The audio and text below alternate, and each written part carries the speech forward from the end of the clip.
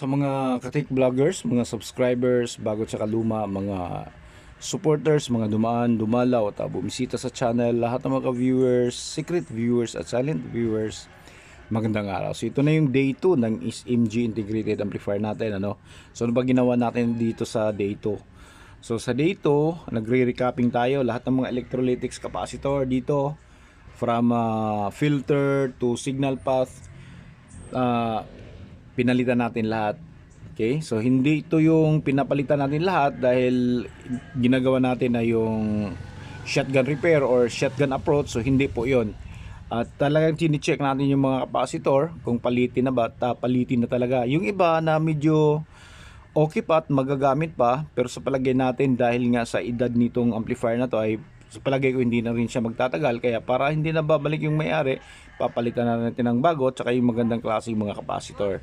Yun yung ginawa natin. Tapos yung mga switches, hindi natin pinalitan yan, ni-repair lang natin, nilinis. Tapos dito ito, mga bago itong mga potentiometer na to, 6 na potentiometer, pinalitan natin ng bago, ano. Ayan. Okay, so tingnan nyo naman ng maigi. So una ginawa natin dito tayo unang nagpalit ng capacitor dito sa may bandang tune control saka sa input selector stage. Ayan. Dahil itong lahat ng mga electrolytics capacitor dito ay magkakapareho ng value, 4.7 microfarad, 50 volts. Dito tayo nag-umpisa. Tapos dito, lalang naman ito. Bawat channel, bawat amplifier channel ay meron lang namang 4 na electrolytics capacitor. Ito 3, tapos sa likod meron tig-isa. Tapos dito power supply stage. Okay? So ito yung mga pinapalitan natin, ito yung mga malalaking capacitors tsaka potentiometer. Ayan. At ang maliliit naman, ayan siya. Maliliit. So, papakita natin ano, yung mga hitsura ng mga maliliit. Ayan oh. Yung paa medyo nangingitim na rin. Tapos yung body niya, tingnan niyo naman oh, parang may bukol-bukol na siya. So nag-umpisa nang nag-degrade yung katawan niya. Yan. Tapos ito yung mga paa, tingnan niyo yung mga paa. Okay? Ayan. Tingnan niyo naman oh, yung mga paa nito. Talaga ano siya, ano na talaga, may mga tama na, kaya ito yung dahilan kung bakit nagkakaroon ng abnormality pagdating sa audio. Ayan. Yung iba hindi natutunog, iba mahina yung sounds. So depende kung saan siya, lalo na pagka mga ganito na sa signal path nakalagay yung mga capacitors ano. Pero pagka sa filter lang, walang problema, medyo may kunting ugong lang, kunting hum, kunting ingay, kaluskos ganon. Pero pagka signal path, pwedeng mahina na yung signal na lulusot o kaya ganon din, interference saka yung ingay. Okay? Ayan siya oh. Ayan. So ang gagawin ko ngayon, dahil natapos na natin ano, napalitan na natin lahat siya dito,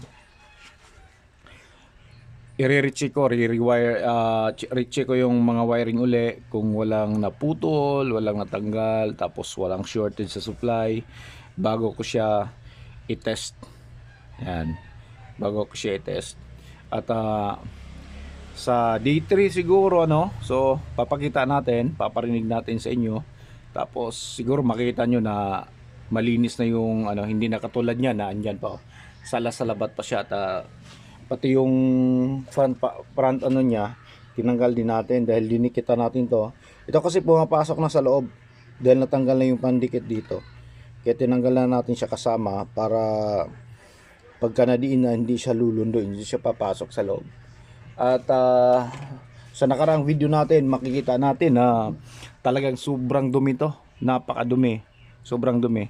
At nung day 1 na yun, hindi lang natin pinapakita doon sa unang video natin, kasama yung paglilinis natin doon sa day 1 pa yon. Yan, kung titingnan nyo, malinis na yung board, hindi na katulad nung nakaraan na sobrang daming alikabok. Tapos dito yan oh, sobrang linis niya. Tsaka yan dyan, ito, ayan. Okay, so sana yung makakatulong to ano, at kung may mga katanungan man kayo, pwede kayong mag-comment sa baba, at lahat po ng mga katanungan ay basta nababasa lang natin, basta nag-appear doon sa notification natin, so binabalikan at sinasagot po natin lahat yan. So hanggang dito lang siguro tayo no? So maraming salamat, God bless at bye bye.